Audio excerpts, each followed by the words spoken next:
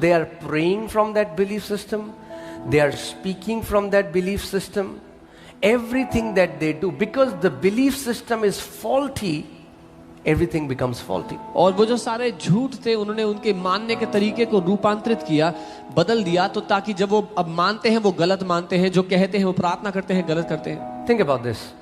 If a thermometer is faulty, सोच के देखो अगर थर्मोमीटर ही खराब है,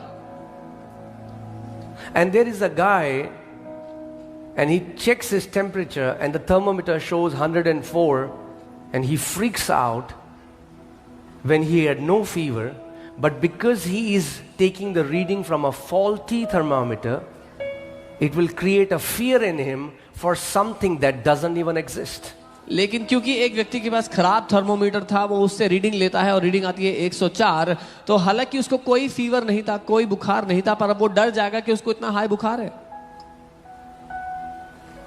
If the machine that measures blood pressure, if that is faulty, and you try to check your blood pressure and it's showing you 300, now because of that blood pressure machine, your blood pressure goes up.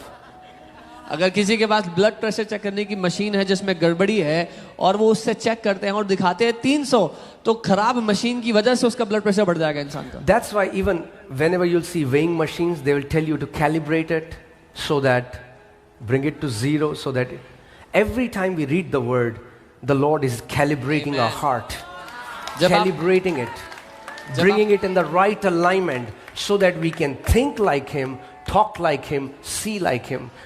जब आप वजन करने की machine देखते हैं उस पर लिखा होता है इसको कैलिब्रेट, यानी कि 0 तक आने दें.